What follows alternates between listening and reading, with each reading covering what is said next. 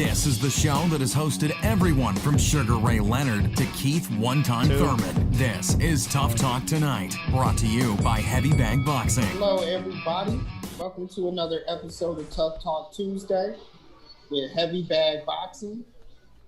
As always, I'm your host, Robert Alexander. Alongside me, we got Lucas Biggers, Shakura Armstrong, who will be on her way here in a minute. She just went off camera for a minute here. Guys, what's up? How's it going, man? It's going. What's up, Rob? I'm hanging in there. Get my drink. She come back with a big ass drink. Her little margarita. Listen, I done had a rough week. I had to have a drink. I'm telling you. So no problem with that. Speaking of rough week, Shakura, let's get right off and running with the first topic here. I know that everybody was interested in seeing the Devin Haney-Gamboa fight. Gamboa had a rough night, y'all. He really did. He had a rough night. He had about all he could handle with Devin Haney. I just want to know your reactions to it. Was it a good enough performance for you, Lucas? Oh, good enough performance. I would say so. I mean, like what he said when he was asked how he did. I mean, he basically said, "I didn't take punishment, so I'm happy with it." And I mean, honestly, if you look at the service as a whole, yeah, I think he did better than Tank did with Gamboa.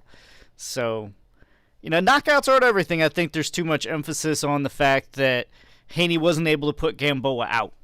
That's not everything. Calm down, people. This is boxing. But he the one that said he wanted to do it. You gotta say shit like that. Mayweather been saying that his whole career. He didn't really get a lot of knockouts either, did he? I mean, you gotta talk some shit. It don't sound good. You're like, man, I'm gonna box you all night. That don't sound that good. But I'm gonna knock your ass out sounds a whole lot better, don't it? I'm just saying, you sitting up here saying that, people shouldn't think that. But it was like they put it in everybody's mind. That's what he wants to do. He said it himself. He wanted to get him out early, than even Terrence Crawford, which was the 8th round, I believe. So, like, what are we supposed to think when he don't get him out in the 8th, the 9th, the 10th, the 11th? So, Shakura, then what are you saying, though? Are you saying that you were unimpressed with his performance? I know you can't look good with everyone. You can't look good against everybody all the time. But I was so confused in this fight because I really, at this point, don't know if Gamboa got a chin between the two fights or if Haney just don't have that type of power. Like, it had me really wondering which it was because, I mean, let's think about it. And they were saying it a lot during the broadcast as well, Mara was, how, Gamboa has a history of getting dropped multiple times in fights, but he always gets back up. But we didn't have not one knockdown, and we didn't have a knockout for sure. So, I mean, I don't even know if he got buzzed at all during that fight. If he did, he played it off well. I mean, according to Haney, he would grab him when he was buzzed. But to me, he kind of played it off well if he was buzzed at any point.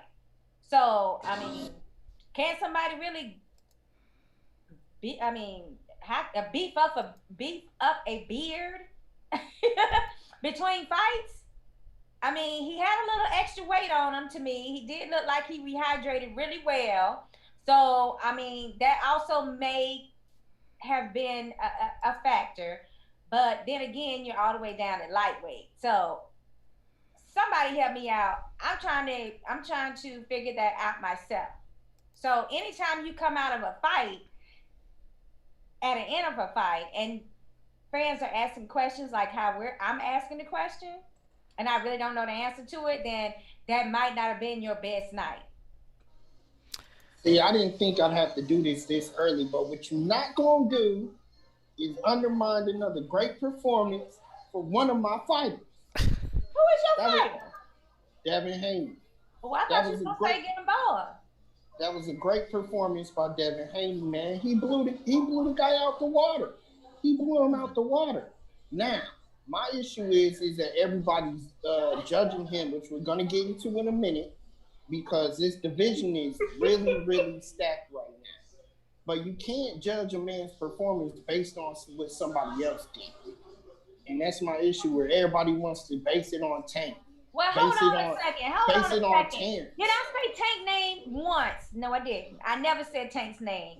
What I said was based on Gamboa's previous performances and his history of Okay, having so at that's his multiple previous knockdowns. performance. That's what I said. That's What his I'm previous not gonna do performance. is turn my words around like I said something that I didn't. I never mentioned Tank's name at all.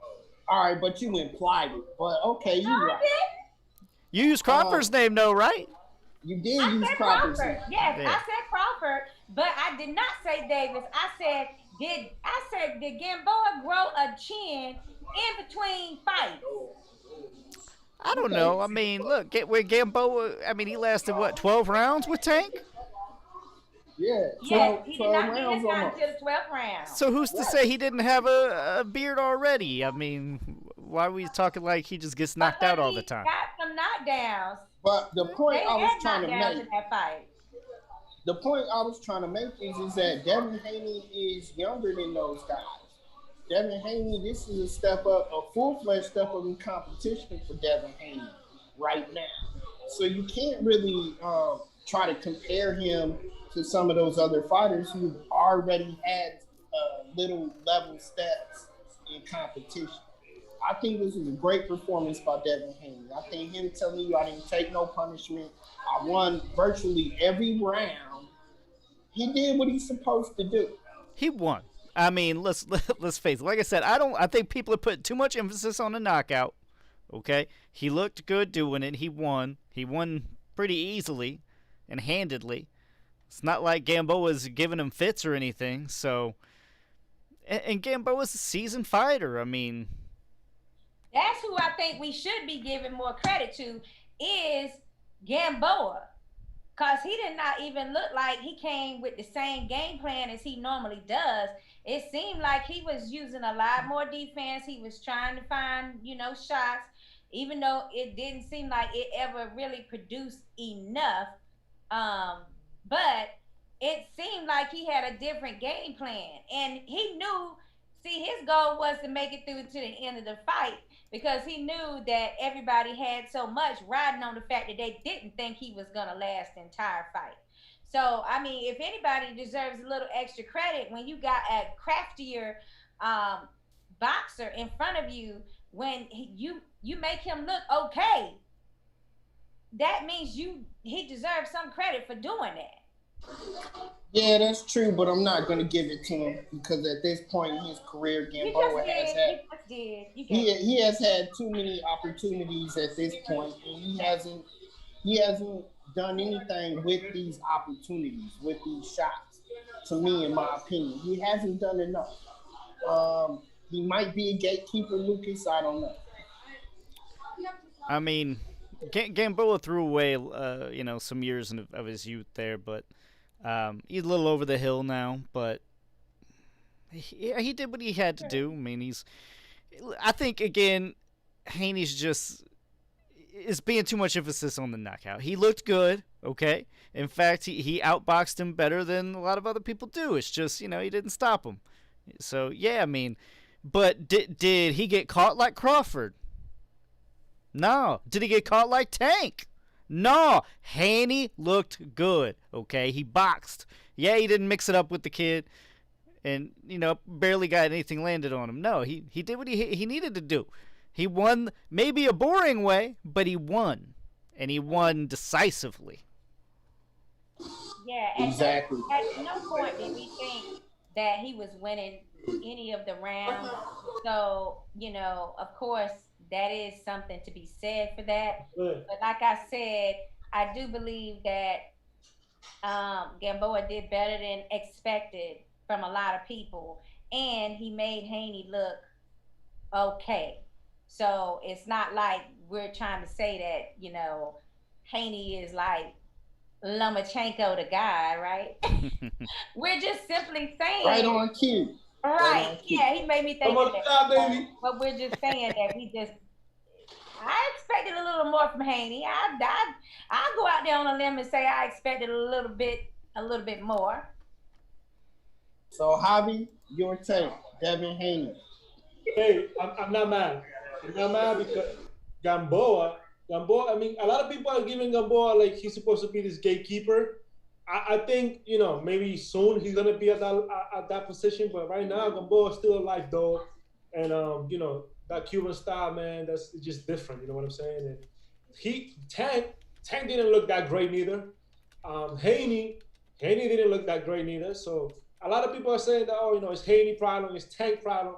No, it's Gamboa problem. He has this way, you know what I'm saying, to cause this effect on whoever he fights. And he probably can fight, I don't know, the likes of Ryan Garcia, and will still make Ryan Garcia not look good. Probably even win, because he's still very live there in those fundamentals, those basics. But Haney does have potential, and there should be some good matches out there. But Gamboa is definitely. So that's actually going into my next topic, Javi. I want to get into this division because this division right now is stacked. These guys are proving themselves. Lucas, I'm going to come out with that article, I promise, with who's on my list, especially in this division. But I want to wait for Ryan Garcia because I don't want to make a mistake here. But let's talk about this division because, as Javi said, there are fights to be made, guys, and fights to be made right now. And I want to own in mainly on Ryan Garcia, Devin Haney, Teofimo Lopez, Tank Gervonta Davis. And we can even throw Lomachenko in there since you guys always want to throw his name. What are your thoughts about these fights? How soon can we see them? We'll start with Javi.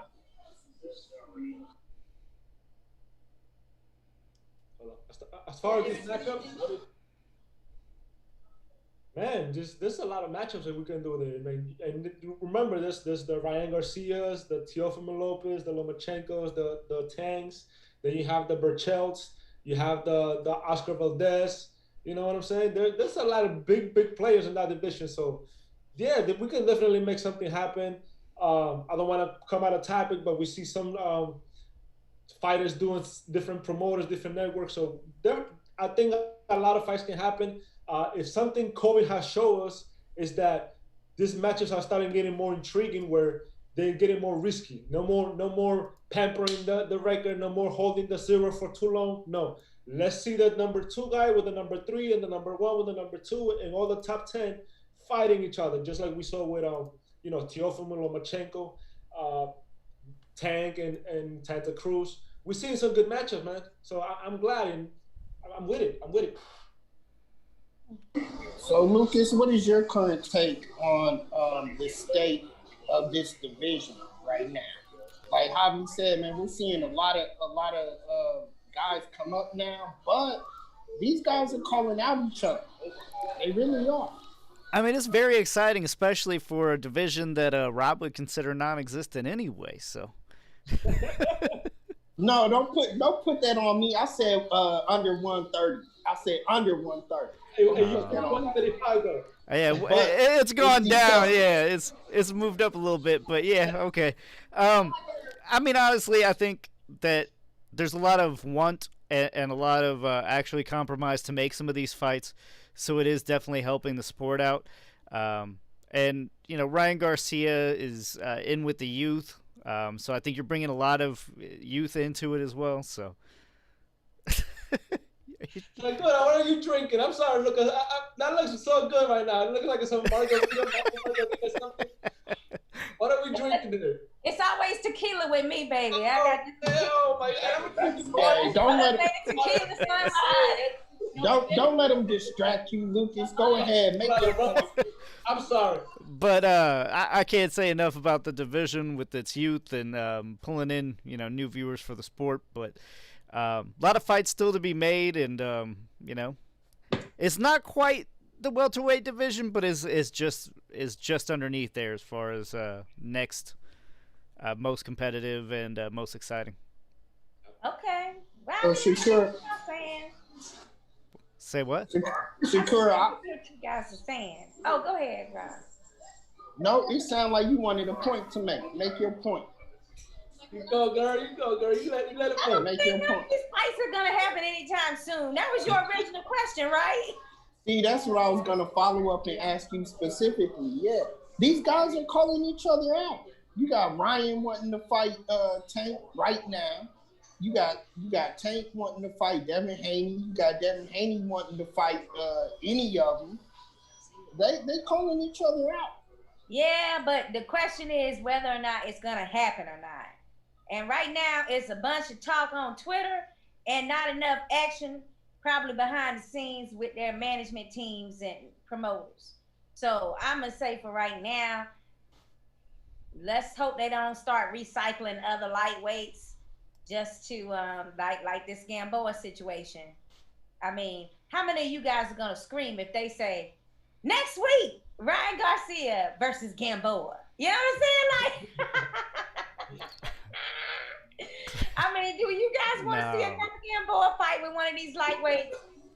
We already see Gamboa get beat up too much as it is. I think, yeah, no, I don't want to see Gamboa against another top. I mean, I want to see him get paid. I do want to see him get paid for, you know, but what I'm telling you is that I don't want to really see this type of level of competition continue to be thrown around with these lightweights that now, you know, having fought him, I am excited about the Ryan Garcia versus Campbell fight.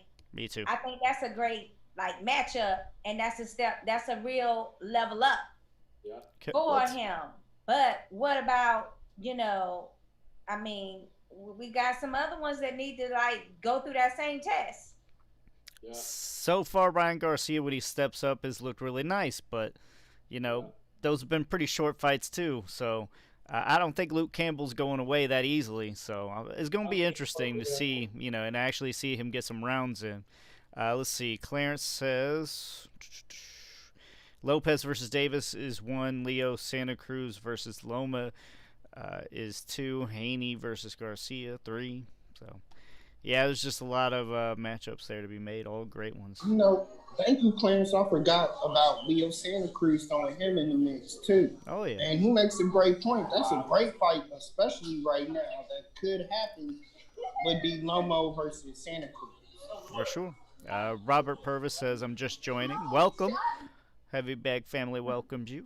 So I'm not sure what's the discussion. I think Spence is too strong for Danny. Oh, wow. No, we're not there yet. We're not there yet because that's a whole nother show. That probably would be another show when the fight gets a little closer, yeah. But I can agree. He agreed. You agree? But Robert, we are currently discussing the current state of the 135 division. You know, people moving up, people accepting challenges. It's a very interesting time. So let's go into the next topic, guys. Official news made this week. Canelo Alvarez announces he's a free agent. Now, there's a suspected fight coming up in December with him versus Caleb Plant. Guys, is this what needed to happen for Canelo? And your thoughts on this fight actually happening? Lucas? Oh man, I got a lot of different thoughts about this fight and Canelo being a free agent altogether. One, I mean, he's definitely not the highest paid anymore. I don't know where he's gonna fall in because he didn't finish out that contract. I assume I didn't read up completely, but I'm assuming it's just null and void from here. So I think he still had like half the contract to fulfill. I mean, there was like a whole nother year or two. Yeah, didn't he? Well, I mean, there was 11 fights. So, I mean, it was 11-fight contract for $365 million. Now, if he he's not done with that by any means. I mean, maybe he got 6 to 7 fights. I'm not exactly sure, but you at least got 5 fights on there now. Good thing and bad thing, okay? Because, see, DAZN isn't going to just agree to any damn fight. They're the only ones that said hell no to Yildirim. Because WBC was going to allow that shit. And for a title, right? But DAZN was like, no, we need more money than a Yildirim will bring. So at least they're keeping his competition close. I'm afraid we're going to go back to the days of, oh, let's bring Amir Khan back up. Let's fight a Josito Lopez. I don't want to see that shit no more.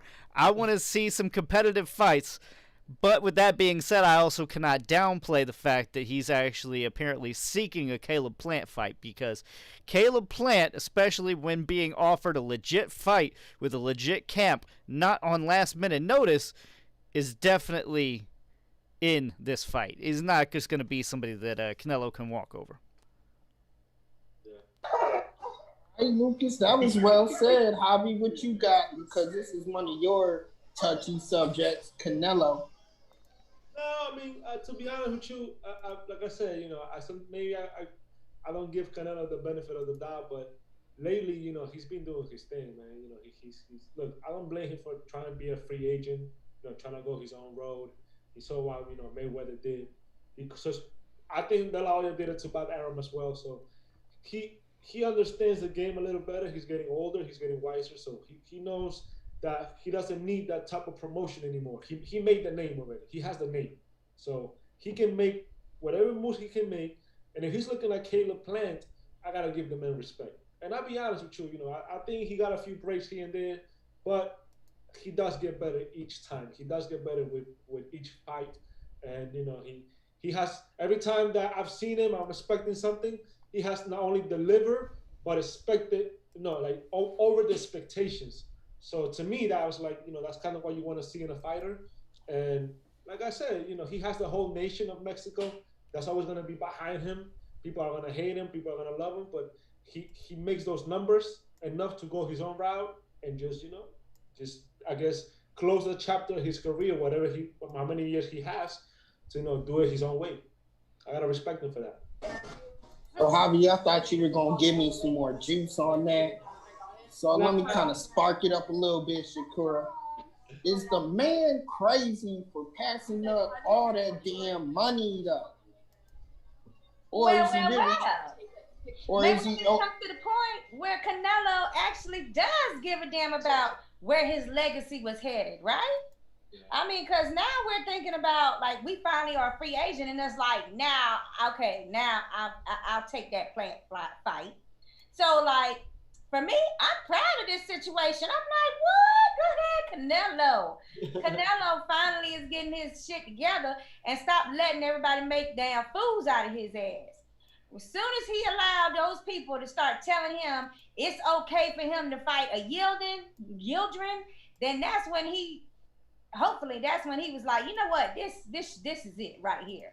I'm tired of looking like an ass in front of all my fans. They sitting around here hungry for me to fight all of these, not just, well, now we're at 168, but we were at 160, all the 160 pounders.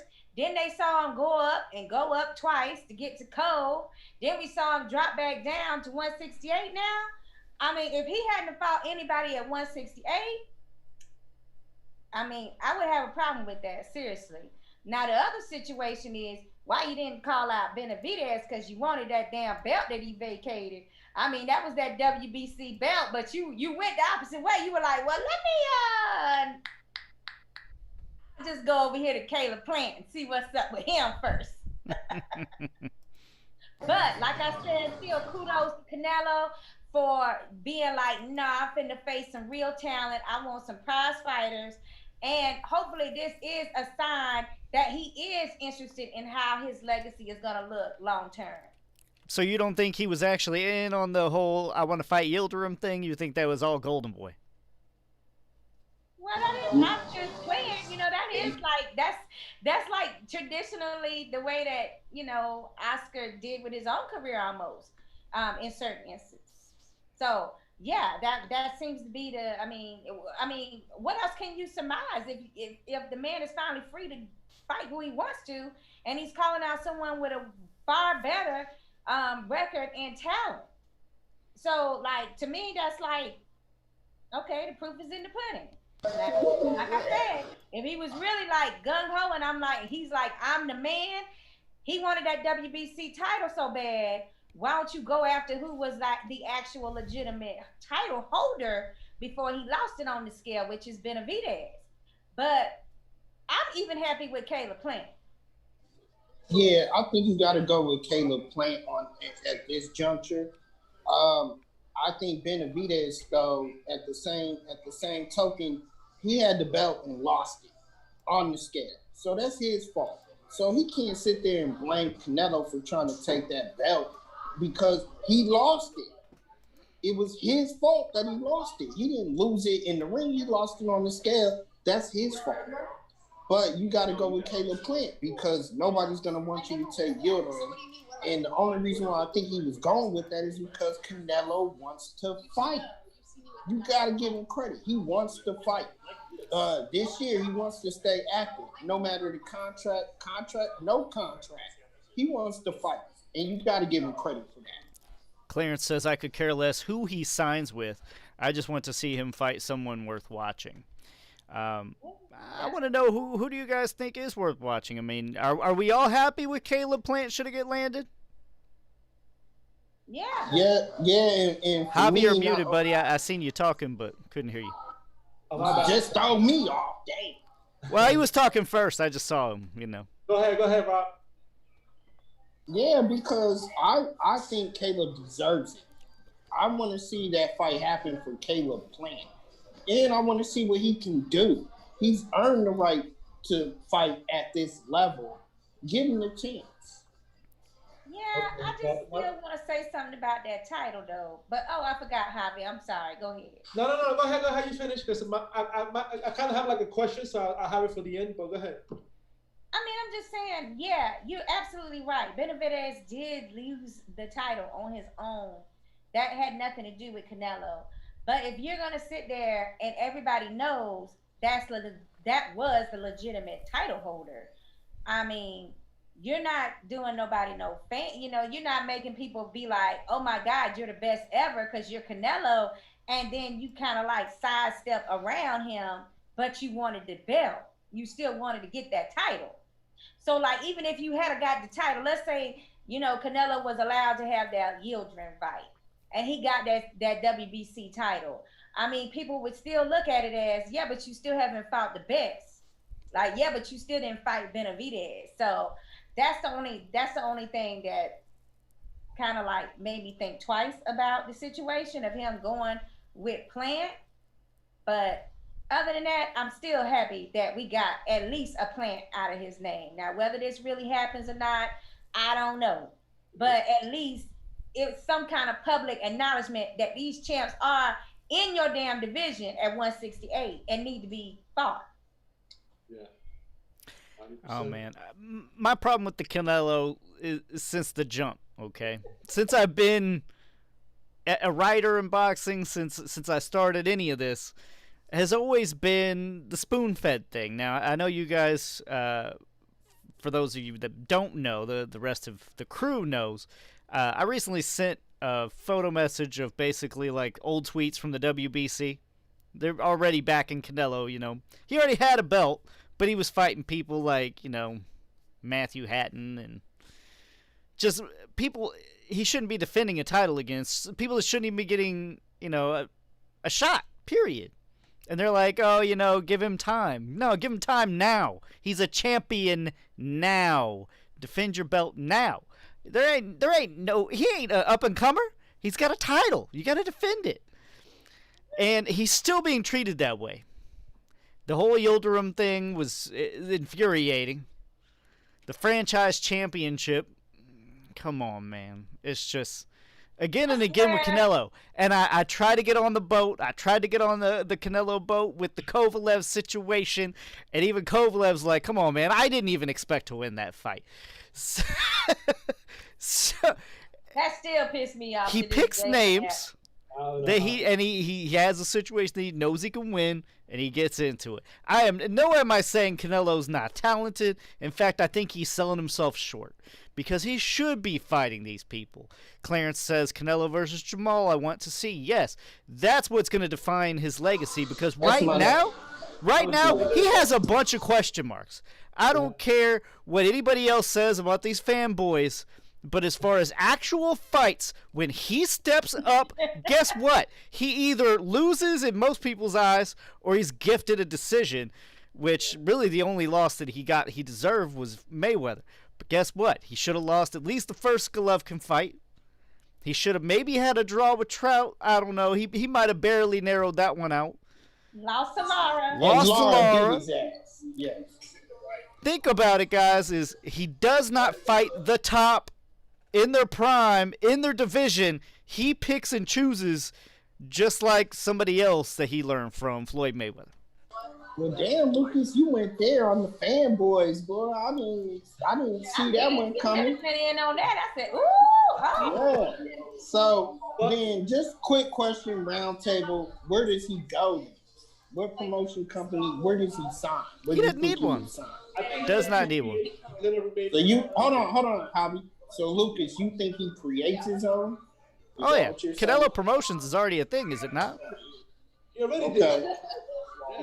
Yeah. That's the thing. I think he's looking to work on his own, to work with different people, and like I understand what you guys saying. Like Caleb Plant is, I like that fight, but at the same time, you know, Jarmel Charlo, the 160 Charlo has been sticking around for some time. He was supposed to fight BJ Saunders. There's a few guys at his weight class. I don't know what is it now, but it used to be 160. That, you know, they also deserve that shot. So if he's gonna be going his own route to face these guys, I'm with it. If not, then I'm gonna be with Lucas, where he, you know, where he kind of play his bets where he knows he's gonna win 80 out of 90. I don't know. I mean, Caleb Plant's a good step in the right direction for me. That would get me a lot of good graces from Canelo, especially if you're not shortchanging him like he was trying to do. Yeah. You know, don't do that to Caleb. Give him a proper shot, proper opportunity to fight, and yeah, I'm all for it. Now, how many so here that he can just go into such a big fight, a highly competitive fight, after being out and cold so damn long? He can do it. He can do it. Because what is everybody putting him up as? The number one pound for pound. That's what he's up for. It's debatable, but that's what people are saying he is. That means you got to be able to take those competitive fights whenever, wherever they happen. With that being said, here's what my wish list is for Canelo. I wish he gets the Caleb Plant fight and then go straight to Charlo next year. That's what I want to see happen. Beat Caleb Plant and then go straight to Charlo next year. I don't know, like, I think as far as promotional companies, I think he's going to be able to float, which is best for him. But it's going to be tempting, and you know, you're going to have the TV deal. So who's going to pick him up? I don't think he's definitely not going to re-sign with DAZN with the beef that they just had. So I don't know if he's able to just float back and forth like that now. Maybe he will, though. I mean, it seems like most people now are locked in. You know, back in the day, yeah, Canelo could have Showtime and then HBO, but now it's more direct. It's more you're going to be fighting on Showtime pay-per-view or you're going to be fighting on Fox pay-per-view. You know, it's one or the other. So it's going to be kind of interesting on what network he finally lands on. Yeah. I was going to say, it's possible that he does stay independent and just follows, you know, a guideline kind of like Mikey Garcia, who's been able to float from one promotional banner to the other one with just one fight contracts, which seems to be something that he could easily do. And if he's learned anything from being with DAZN, he should know, like, I don't really want to be signed or, you know, locked into no contracts, and I just had a rough time getting out of one. And he should be able to garner enough fans and revenue for people to be able to be like, yeah, I can have him on this one fight deal, you know, because I'm gonna get my money back. CJ Hooker says PBC will make a play for his services.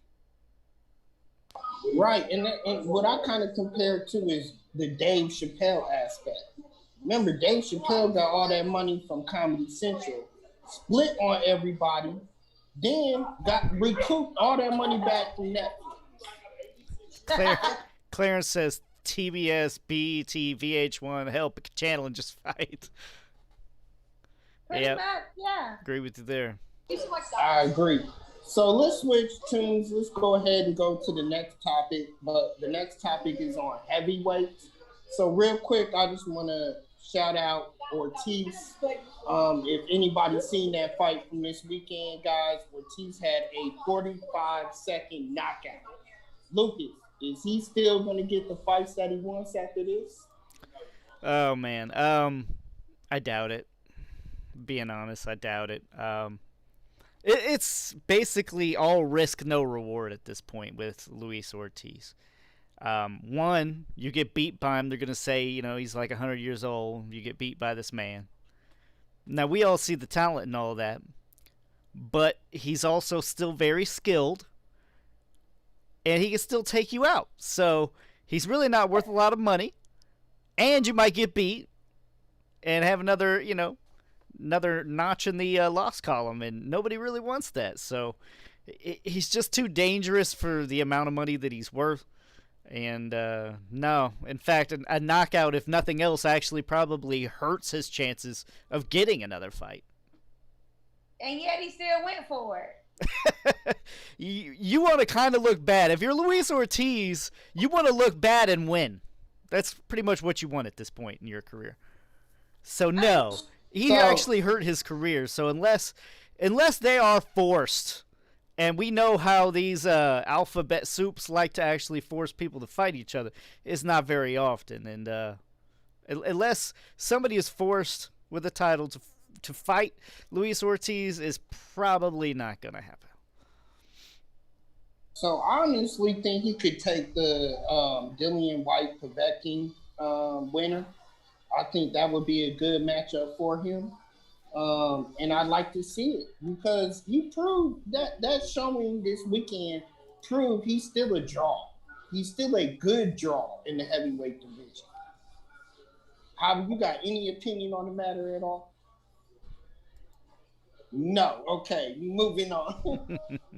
I mean, right. To me, I just feel like this just like this. Or people talk shit about Ortiz, talking about how old he is or whatever. If he's so old, then fight him. Like, it should be easy for you to just fight him then.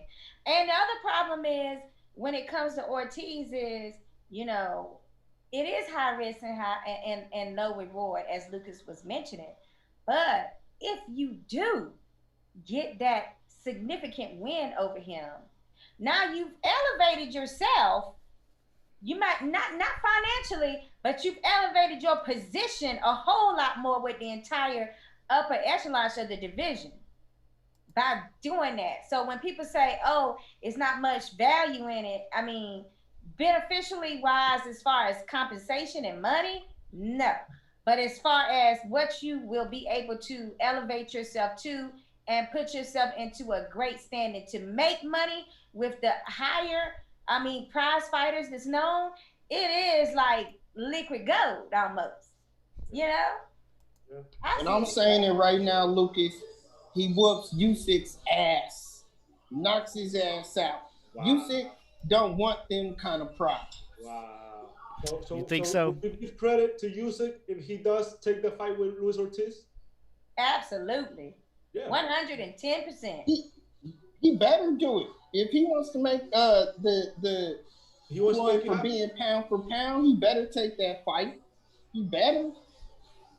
Well, that's a tough. Listen, you have heavyweights that are looking the other way whenever Luis Ortiz passed by, but yet you want Usyk, a fresh heavyweight that just came up from cruiserweight, to go and face this monster.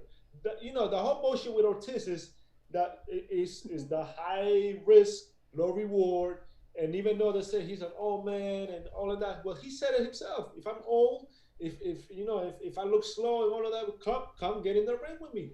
You know what I'm saying? we already. But I want Usyk to do it. Why? Because ESPN has him in the top 10 pound for pound. The Ring Magazine, top 10 pound for pound. If he's that, then he needs to take those fights and prove it.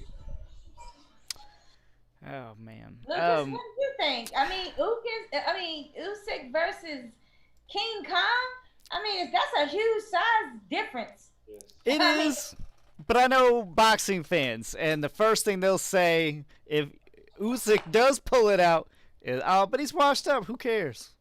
It's honestly, if I'm Usyk and I'm Usyk's manager and coach trainer, I'm gonna steer him away. In fact, pretty much any heavyweight that's on the rise, I'm steering him away from Luis Ortiz. He is going to be the most avoided for, you know, the simple fact we just said. It's not even high risk, low reward. It's basically super high risk, zero reward at this point, because I really don't think it's worth that much money. Now you're gonna get more money, and you're gonna get to fight an AJ, a Fury, a Wilder. If you win, you basically win. Like, hey, I gotta win over Luis Ortiz. That's you get self-respect more than anything else at this point. Well, it's gonna garner you more money though, and you're gonna actually get to fight the other three, or at least two of the other three. Well, I don't know. I mean, money only depends on fans. Let's not get it twisted in the fact that whoever he beats. So first of all, Lucas, who has knocked out King Kong? I didn't say Usyk was going to knock him out either, though. that's going to be a long boxing match. Okay, and he's going to have to stay perfect to win. He said it right, Wilder. That's the only one. So that's not, if that ain't a good litmus test. If you do the same to Ortiz or more, that don't move you past a Wilder. I don't know. I mean, to me, I could just hear you and Rob both being like, "No, he knocked out old Ortiz. It should have happened." You know what I mean? I think you both would. No, that's not me, because I always felt like that. I called for the fight. Why would I say that? Hey, this black don't crack. Black don't. Listen, you ain't never heard that from me, because black don't crack. Okay, we can be damn 55 years old. You're not gonna know it. You don't think that we 40. He could be 60 right now, and we don't even know it. I'm saying, I'm just saying, I would never say that about somebody like, you know, Ortiz, like, because I know the black don't crack. So, it takes a lot of years for it to catch up to us, Lucas. Sorry. So bringing up the name that we mentioned, which brings me to the heavyweight topic of the week, probably the month, because the way this man's going on a tangent right now, this is crazy. I haven't seen anything like it. I'm talking about Deontay Wilder. What the fuck is going on? And I have to say it like that because this is crazy. These allegations towards Mark Breland, the allegations towards Tyson Fury, Lucas, this is beyond trying to just catch a fight. What's going on? I don't know. Wilder, I think he's searching for something. You know, you win the first fight, or you think you won the first fight by knocking him out. He manages to get up, and I think that kind of messed with him in itself. But then the second fight, to just get blown out the way he did, just did not seem right. Didn't sit well in his ego. He couldn't let that shit go, and it boils, right? Then you get other people telling you this is why you lost. You get the internet people chiming in. Of course, the internet people are nothing but conspiracy theorists anyway. So like, oh look here, this is where Breland drugged you. Oh look here, this is where he pulled his hand out of his glove and was hitting you in the side of the head. I mean, oh, I don't know. I mean, he's all over the place with these crazy accusations. He's opened himself up for a lot of lawsuits going forward. Losing a lot of respect in the boxing community by coming up with all this. You know, boxing fans don't like to hear that. They don't like to hear a lot of excuses, and they don't want to hear why, you know, especially if it's something crazy like this conspiracy theory that he's got going on. Now, I think all of us will agree that nobody thinks Mark Breland spiked his water. Now, whether you agree that not Tyson Fury cheating is a possibility, that may differ between some of us. I mean, yeah, people get charged cheating. It gets harder and harder as it goes along, but I just don't see it. I think he's searching for answers of why he lost, and he cannot come up with anything. Let's see. Clarence just said somebody got in Wilder's ear and he ran with it. That's pretty much, yeah. That's what it sounds like, man. So, Deontay Wilder to me sounded like Donald Trump last week. I got cheated out of the votes, but there's no proof. How can you say go from? And the issue I have is the number of excuses he's given. First, it was the wardrobe. Okay, first it was the wardrobe. Then it's Mark Breland deliberately called the fight too early. Then it's now Mark Breland spiked my water, and Tyson Fury deflated the gloves. Why does he keep going with excuse after excuse? And then he's not fighting nobody right now either. He's not fighting anybody right now. The best way to get up off your ass from a loss like that is to immediately go out there and prove to yourself, not to us, prove to yourself that you still got it. Well, I mean, he's not fighting because I think he's trying to still work out an immediate rematch. So I think there's some legalization things there that's maybe holding him up a little bit. But otherwise, I would agree with you, Rob.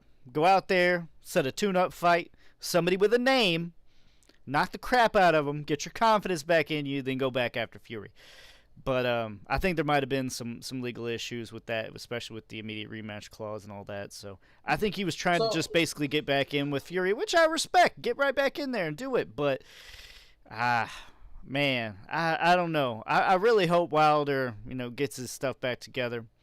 He's never like this amazing amateur boxer, but of course he did bring a lot of fans with his spectacular knockouts and stuff. But all of these are excuses. I mean, we knew it from the jump. I mean, he wore that shredder outfit before. In fact, I think the fight before he wore one that was even bigger.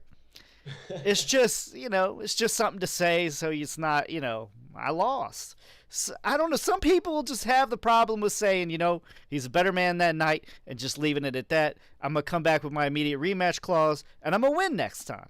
That's what he should be saying. Yeah.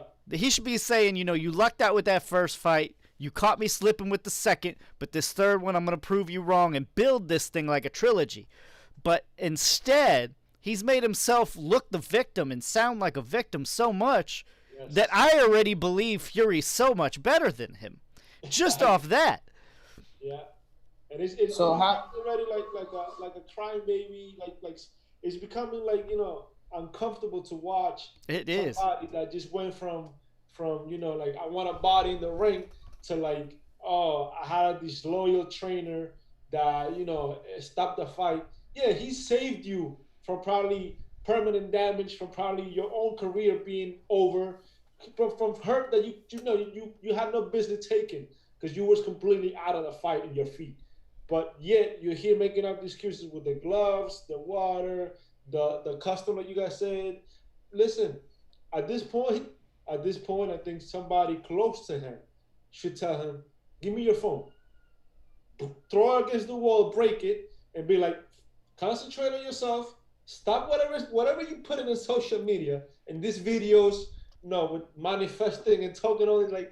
Man, listen, just slow down with that. Get off the internet, get in peace with yourself, come back better, because he has the potential to come back better. Just stop with this whole shit. It's making himself look worse.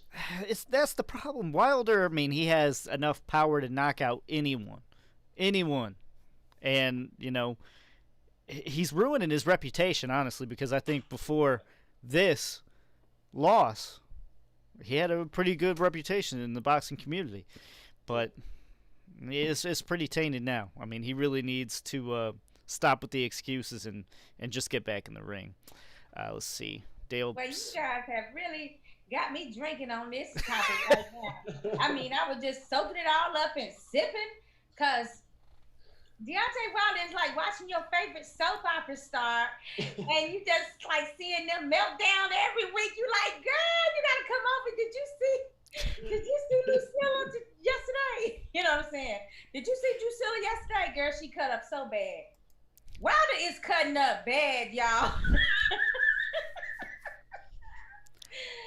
You're right. It's a soap opera. It's not boxing. It's a soap opera. But he got so bad that I'm actually thinking, like, is Wilder on something? Yeah. Like, I'm worried about his mental health. I'm worried about a lot of stuff. Let's see. Let's go to the comments here. Dale People says Wilder just needs to get back in the ring, and if there was any cheating, vindicate yourself like Cotto did against Margarito in their second fight. What he just said, exactly what Dale just said. That's exactly right. Shut up with all this damn shit. Okay, I mean, basically these excuses, even one of them are true, the best way to prove that that was something that happened to you in this fight is to beat them and make sure that everybody is watching and that the boxing commissioners are there. From the locker room to the ropes to being in the corner, seeing the best way to do it is to fight them and win next time. But all these excuses and adding on other layers of excuses at this point, like now you started with the glove, right? Then you went to now Breland was involved. Now the conspiracy is your drink was spiked, tainted, I guess. I don't want to say poison. Yeah. That can cause a criminal investigation. So I'm gonna say, it might have been spiced up a little bit. And you think that your trainer from all these years would literally risk his entire hard-earned, worked life with you to sabotage you? Like. Yeah, it didn't make any sense. And like you're saying, at least stick with one excuse. Why you can't keep jumping? Because then it seems even more non-legit. You know. You know what kind of made it uncomfortable to me when he said something about like the way the finger was positioned in the glove that cut his ear, like that wasn't the punch that made him bleed from the ear, and then the dent because of the material that was in the glove. So he keeps coming up with more stuff. Mm-hmm. I don't know what he's gonna say next. Maybe he's gonna say like the punch, the way the wind was going that day, the wind was going from northeast. So when he threw his punch from the west, it made that dent in his head. I don't know what he's gonna come up with. No. Okay. So that's like saying, Wait a minute, guys. I have to go back because remember, there was someone else in the past. Lucas, didn't he come on our show where he was saying that the glove was even in the gym? It was like some of the padding was missing out of the glove. Nicholas Asbury, yes, he's a Chicago fighter. He didn't. I don't remember if he came on the show or not, but I definitely remember showing the video of him accusing him and everything. And yeah. Okay. So, I mean, that was before you even fought him that situation happened. So, I mean, if I were going to believe one of those, okay, I would stick to what somebody had already said had occurred in previous occasions with Fury. Now, you adding on all this other stuff, now I'm starting to less and less believe what you said in the beginning, which kind of did make a little linear sense. Get it? Linear sense? And I get what you're saying. But then request the gloves, request, the wraps if they're still out there and nobody like burn up some evidence or something, It's from a popular fight. Yes. Okay, but it's from a popular fight. They're around somewhere. Well, basically, it's just another episode of The Days of Our Lives. That's what it is, or General Hospital. Some more comments here. Let's see. Wilder, you have a lot of fans out here, and we don't want to hear you with these excuses anymore. We know that, anything is possible in the business of boxing. We all know that corruption does exist, that there are shady people in this industry. I'm not saying that he's completely wrong. I'm just saying the best way to prove it is the way that Dale was saying. You need to get your ass back in the ring and just beat him. I mean, right. Wilder's Fury's tested positive before, so I mean, Yeah, he's that's trying to true. say once a cheater, always a cheater. But at least stick with one excuse. Stop jumping around. If you think something really did happen, try to find out.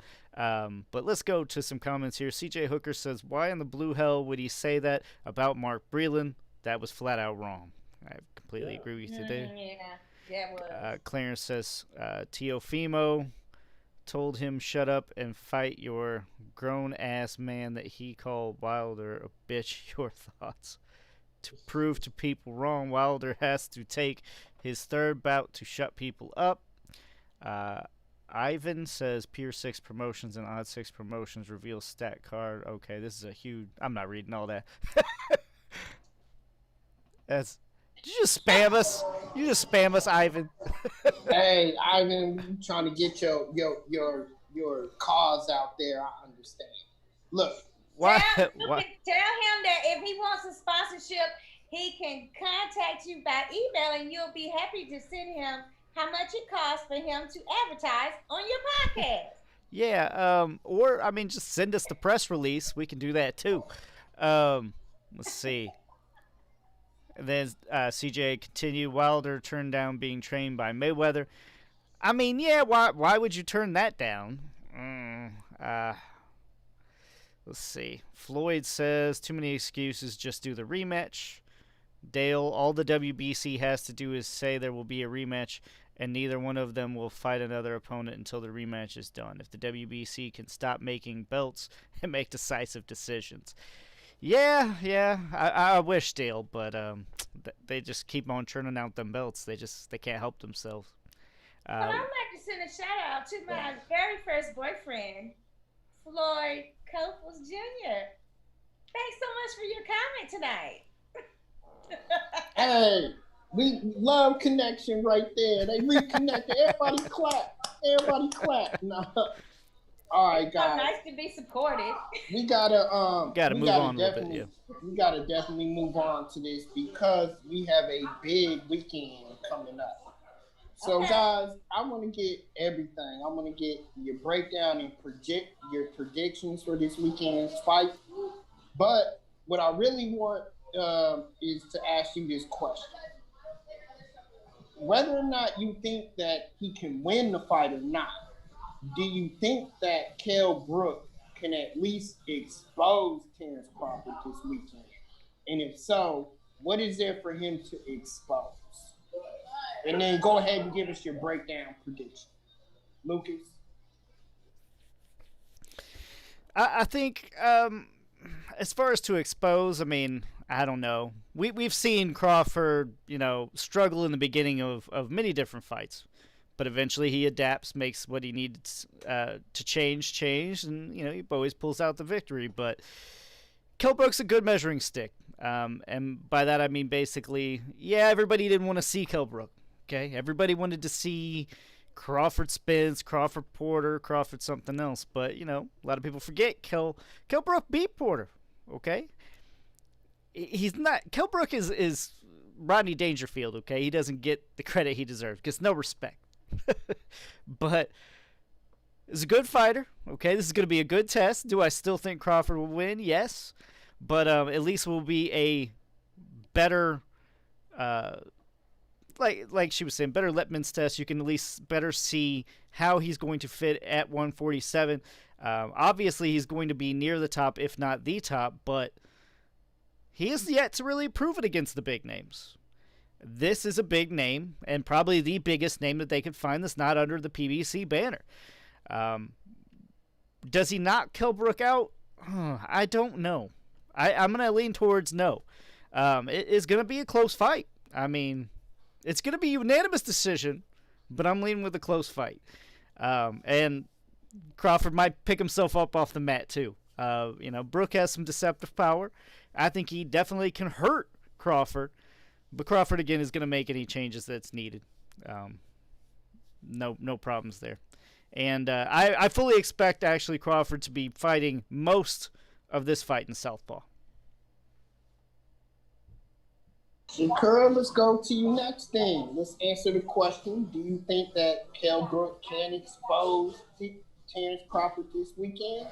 And your breakdown, your prediction. No, I don't think that he'll be showing any flaws in Terrence Crawford as the number one pound for pound currently. And All right, hold on. I gotta jump at you right quick, right there. So he exposed something in Triple G a little bit. He exposed something in Errol Spence a little bit. He can't expose Terrence Crawford at all. Nothing at all. What exactly did he expose in Errol Spence? He took him to deep water, and that fight was close. He took Errol in deeper waters than he had been. You full of bullshit. We didn't take him in no deep. I mean, it wasn't no close fight at all. No, stop it. Just stop. What you doing right now? What round did he knock him out in? If you want to go to what round did he knock him out in? Wasn't it like the 10th or the 8th or the 9th? Exactly. He took him to deep waters. Keep going, though. Go ahead. Well, it was the 11th, and I kind of agree with Rob. I mean, it was a closer fight, I think, than what certain people had at Adelaide Bird. but there were some. I didn't have it that close. I saw Errol Spence winning most of those rounds. So that's my opinion. And also, I never saw Errol as not being able to eventually wear him down, guys. Come on now. He's the bigger welterweight. Stop dreaming. And also, Triple G, we really want to go back to Triple G. Yes, he was landing a lot of stuff on Triple G, but that had to do with the fact that he knew he was really a welterweight and that his power was not at any time going to affect Triple G at all. So why not take a shot to get 2 off and break his orbital bone? You guys, stop it. Right now, you have a situation where after the Errol Spence fight, the other orbital bone also had injuries. This is not a fighter, number one, who approved this shit. Who approved it? They know they're wrong, okay? They should not be probably approved this based on his injuries to his eyes and him losing his eyesight if he gets damaged again. But being that they did, because we know this is boxing politics now, being that they did, and because I know Bud does need a worthy name on his record, I'm going to let that slide. But what we're not going to do is try to act like Brook is finna come in here and he's going to destroy a Bud Crawford. Nah. I don't think anybody said destroy. Yeah, I don't think. All right, now this. All right. I'll save it till it's my turn. Hobby. Oh, you answer the question and your prediction. Secure. What did you predict? What is your prediction? Knockout, UD. What do you predict? Okay, I'm gonna try to be fair. I'm gonna say a stoppage at round 7. Okay. All right, Hobby. Let's see if you got more respect for Kell Brook than I do. Shakur. I think. Oh, wait a minute. Just because I know I have respect for Brook, okay? I have respect for him. I just got a little bit more respect for Terrence Crawford in his prime, in the fact that his ass is like good and tired of people saying he need to put a name on his record. That's all I'm saying. Yeah, I mean, I think it's a good matchup.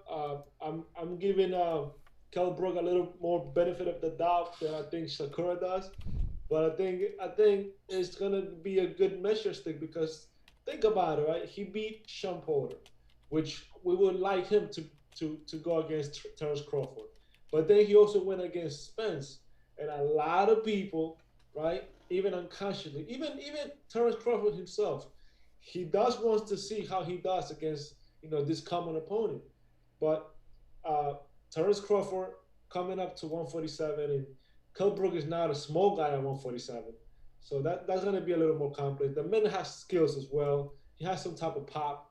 It's going to be a good test. I believe it's going to be a good fight until Crawford is usually adapt and adjust, and once he sees that he can take him out, he will finish him. I believe he might go to distance, but if not, I probably like a stoppage on the 10 or around the same time that Spence stopped him. Okay, Rob, before you do yours, let me read comments here. Clarence says, Crawford wins, they will say he was supposed to. Kel wins, it's an upset. Kel last 2 fights was better than all of Crawford's fights. GGG and Spence are big names. It will be a dog fight for sure. So, Clarence, I absolutely agree. This is a great fight. Great fight for Terrence Crawford and Kell Brook. I think it will be, like Lucas said, much tougher than people anticipate because Kell Brook has a fight in him. And if you can go up to Triple G's level at the weight that he was in and fight him the way that he did, you can go up to a Spence's level and fight him the way that he did. There's just a few things that he is missing in his game that would have propelled him to a bigger stature. But you got to give him credit for having the balls to do what he did. You have to give him credit for, on his next fight after all of that, to take a Terrence Crawford, who I believe is a better fighter than both Triple G, talent-wise, and Errol Spence. So I think this fight is going to be much closer than people predict early on. That being said, Crawford is going to figure him out. He's going to make the adjustments that he always does, and he's going to be able to take him out in about the 11th round. I think it will be a stoppage, not a knockout, but a stoppage, because Kell Brook can't help himself. He's going to get stopped in the 11th round, but it's going to be a great night and a great fight. And Kell Brook does expose something in Terrence Crawford. But it's going to take that heart, that will, and that determination that Crawford shows us to get it out. I think Lucas is right.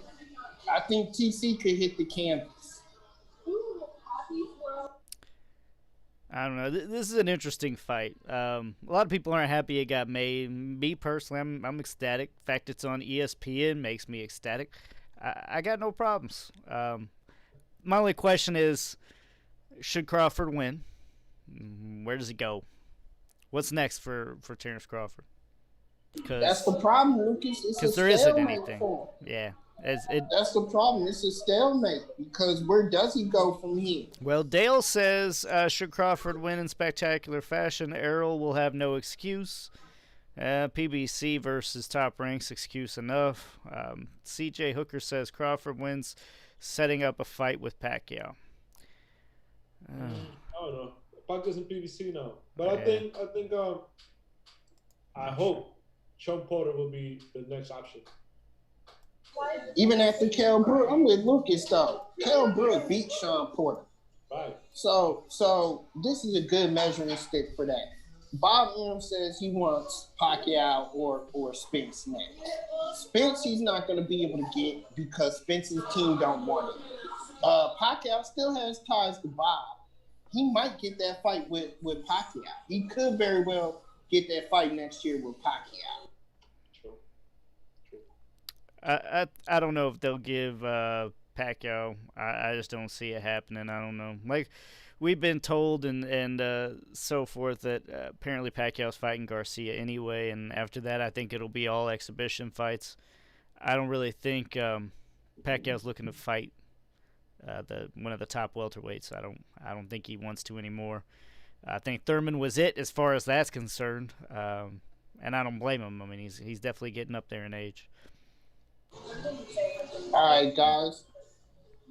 So we're going to turn to the tweet of the week next. Shakuri's All Action. You are up with your tweet of the week. You got something special for us? Well, I mean, I thought I overheard someone saying it before, but I mean, just to make it clear, I mean, the WBC has decided to go with an additional belt in between cruiserweight and heavyweight. It says we got we actually got Sergio Mara, and he says too many belts, too many champions, too many divisions. Make boxing great again. Hashtag MBGA. Okay, well, I could go with the whole belt angle, which I'm going to get to in a minute. But first, I got to tell you, okay? Boxing ain't make a great again, okay? Boxing is great now. First of all, we are into boxing right now, people. We had like some great boxing matches last month, leading up to November and into December. It's all action-packed boxing, good matchups. We got Spence versus Danny Garcia on December 5th, with also on December 5th, Ryan Garcia versus Campbell. Boxing is great right now. We just saw Leo Santa Cruz versus Tank Davis, giving us all they heart and all they power in their punches. And that was also a great boxing night. So we ain't got to make nothing good about boxing. We got boxing on lock right now, and we getting some good stuff right now. Now, my other situation is when you're talking about these belts and things like that, you may have a point on some of those. However, I am an actual proponent for a belt in between, well, not even maybe like a belt, but just the division. I am in approval of that. I think that someone like Usyk, who is 220 maybe, possibly, I don't know where he exactly weighed in on his last fight, but he's definitely not a heavyweight that's at 260 or 280 like a Fury, standing at, what is it, 6'9", I believe. What my point is that these heavyweights have gotten to the point now where they got a variety of ranges, and there's no way that a heavyweight at 215 to 220 should be in there fighting somebody at 280. And if you think that that's okay and that it should be that way, then something's wrong with you. If we call ourselves about safety, fighter safety, and we want to protect the sport, we can't kill it by having people injured severely in the ring long term from situations we know is not right.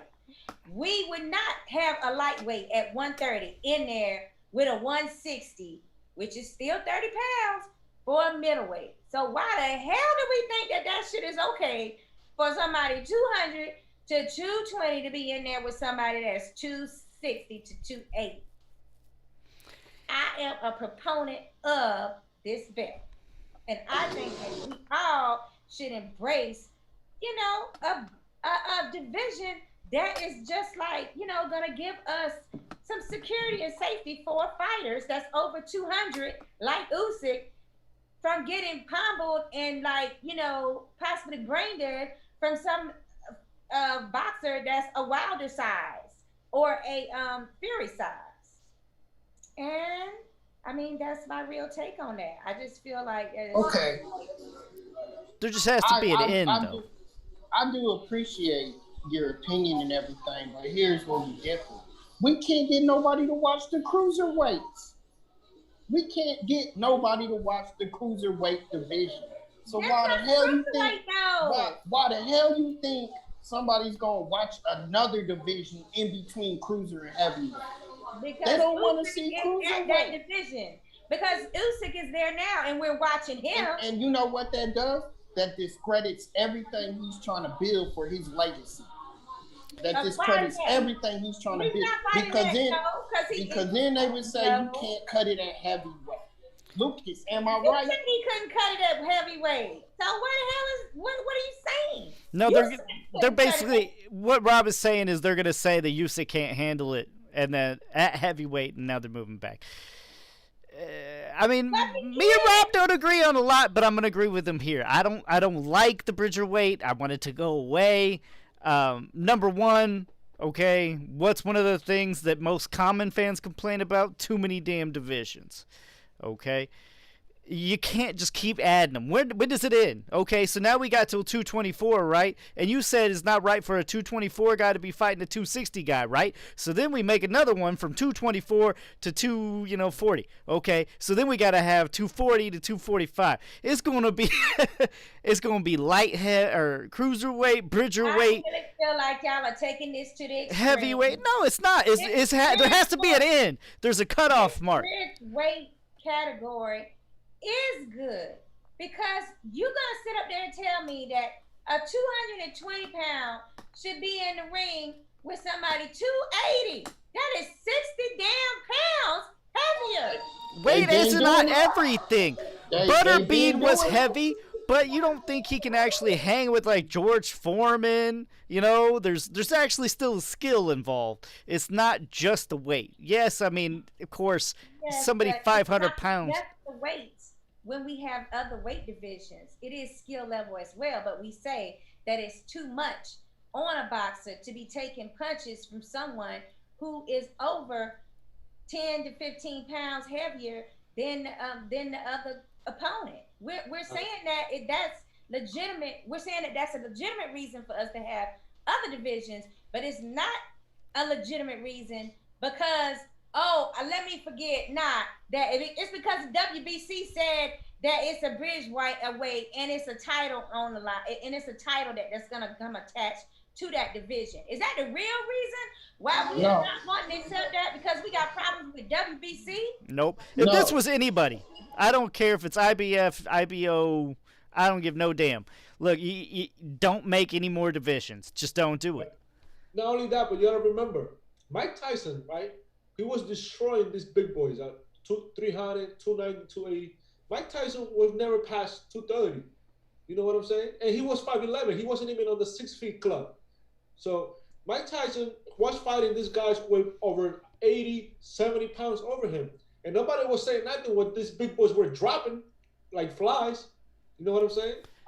You have just proved my point. I mean, is somebody going to sit here and act like Mike Tyson is like the most brilliant man on the planet when it comes to having brain injuries?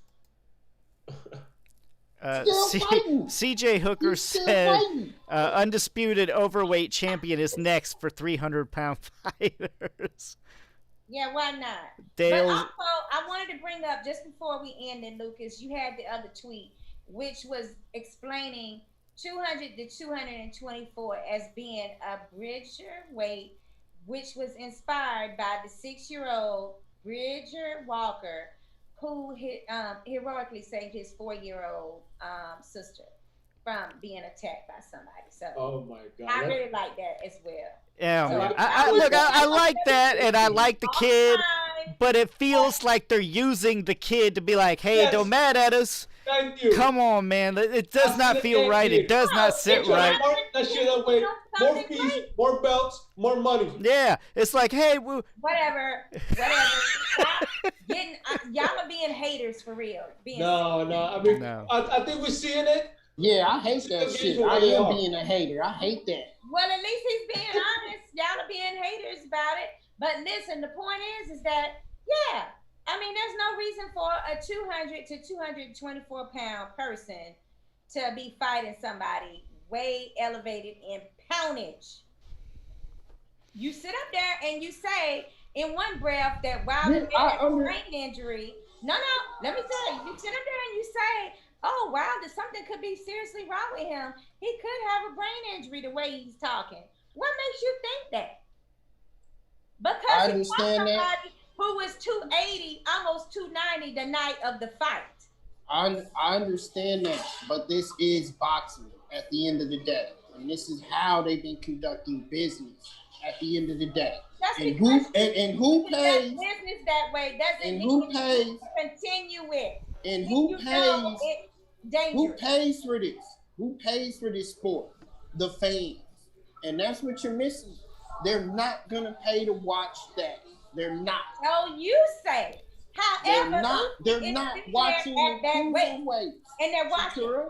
They're not watching the cruiserweights.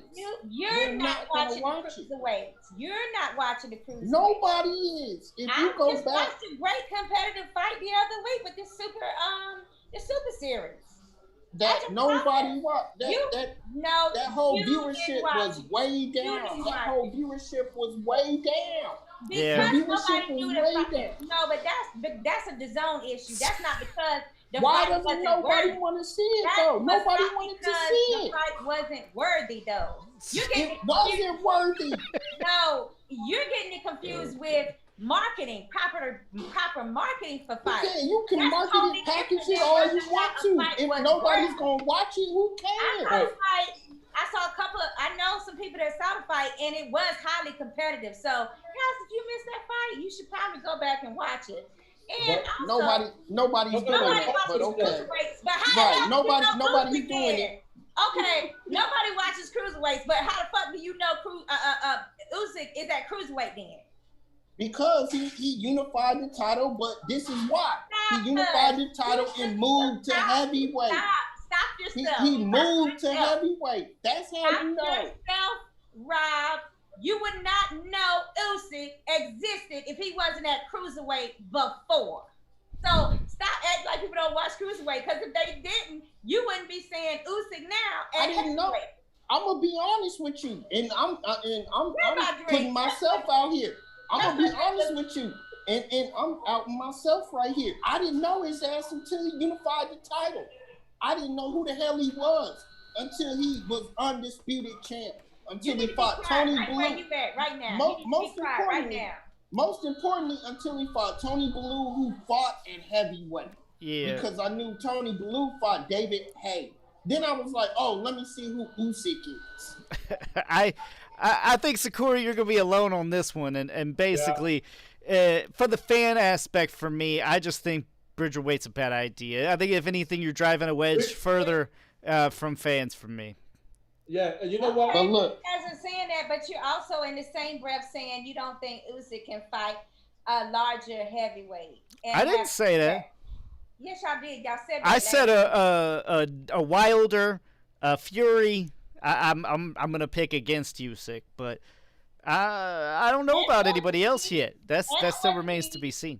I have a specific reason why I don't think he can beat a heavyweight. Because I don't think he has the talent. Wow. Well, he cleaned up a whole division, so I'm gonna have to disagree with you. The same way that at cruiserweight. When you say nobody watches cruiserweight. Well, I can sit here and say, well, nobody watches golf just because I never actually sit down and watch a game of golf. But there are millions of people that do it. There are people that watch cruiserweights and the weights below 130. I mean, that one I would think we will never agree on that. But what I do agree here is like this whole division things, right? And that what you mentioned there. I think Robert said it, the marketing level of this. The WBC, those pricks, they doing a bridger weight based on this kid that he's a hero. That, oh my God, what a kid he is. But they're using that and they're playing to people's emotions. But they know they're gonna charge more fees. They're gonna create more belts, more fees, more everything. So at the end of the day, it's a matter of money to them. It's not about the kid. It's not about fighter safety. It's about money to them. So, it just I think they should not do it. Is making the sport. They're making a mockery of the sport with these belts and now trying to make those divisions. And you trying to use that special moment with the kid. I actually trolled them because I think when that happened, I posted on Twitter. I was like, instead of you giving these YouTubers a belt, this kid deserves a belt. And me would just being a troll. And then I find out that they actually got a belt. And now you still bitching. Leave Brother alone. Look, that was Hobby's rants, by the way, and he has one every week on the WBC. That being said, Lucas has the final point here, and then we're moving on to the last segment. Lucas, go ahead. Yeah, I mean, I agree. Just don't use this kid's name like this. Like, I don't know. If it's my son, yeah, it seems like you're using him for your own cheap benefit, and I really don't like that. Okay, my other point is basically about the sport, and at this point, Usyk and other people like him just got done moving up. Okay, you're doing them a disservice because they want to be heavyweight champion. They don't want to be Bridgerweight champion. Okay, they want heavyweight champion. Look, yes, really, heavyweight champion is the staple of boxing. To be the WBC heavyweight champion means that you follow Joe Frazier. That means you follow Muhammad Ali. This is a new division that no one will care about, and you know it. Cut the bullshit. Usyk moved up because he ran out of opponents, and number two, because he want to get paid. He wants some bread, and he know that he had to go up to heavyweight to get it. And he ain't gonna make no money at the Bridgerweight. Yeah, what's the money at the Bridgerweight? But anyway, Yeah. let's move on. Let's move on to the last segment. Shakura, go ahead and introduce us to your eye candy. Oh yeah, I almost forgot my eye candy. How could I do that? So cringeworthy. So guys, I mean, even though he's not in my age group, I felt that the ladies of boxing, they should have their own eye candy moment too if they're in the 20-something-year-old guy range. And we got Conor Ben, baby. He's known as the Destroyer, who has a dad, Nigel Ben, who's also a destroyer. Listen, this guy here is sexy. He's all tatted up. You know, if you like that bad boy image, you know, I mean, I see some delicious pictures right here. He got a real nice golden tan. I mean, and not only that, he's a welterweight. The body is in excellent state as a welterweight. I mean, I'm just looking. He's 24 years old. He has an accent, guys. He has a UK accent. That's right, British. And he is an Orthodox fighter. He has a fight coming up, by the way, for all of our fans, including the men. And it's going to be this weekend on the 21st. It's against Sebastian Formella. And I think this is going to be a great fight. And there is actually a boxing association continental title. And, you know, basically this is going to put him in a situation where if he wins against this Formella, who has 22-1 as a record, then it will put him in a standing to get a higher level. I think he breaks into a top 10 type of competition after this fight. So even though I've only seen him in the U.S. fighting twice, I mean, he has a lot of skill. He comes from a boxing family. His father is known for his power. I want to see how much power he has too. And I'm looking forward to seeing Conor inside the ring, even though for a lot of women, if we look at these pictures, there's a whole lot to look at outside of the ring too. And I'm sure Shakura and you guys want to see what he can destroy outside the ring as well as inside the ring. I had to go there. Guys, that was the eye candy of the week. This is your show tonight, but we do want to say a special shout out to a heavy bag supporter as well as a great fighter. Great person in and out of the ring, Miss Dahlia Duran. Yes, we want to give you a shout out, Miss Dahlia Duran, for making the Hall of Fame, and you and your father being the first father-daughter in the Hall of Fame. Shakira, any words? You know that's your girl. Any words before we let go? I was so happy for her this weekend. It got a little teary for a minute, but I was like, I mean, when they read the list of her accomplishments, as the announcer Bob Alexander said, who's also a Florida Boxing Hall of Famer, she could have took the easy route and she could have just rolled off her father's coattails, but instead she's created her an entirely different lane. You know, being in the media, a media director for the International Women's Hall of Fame, being a photographer for not just boxing, but for NBC Sports, football, baseball, whatever they call her for, basketball.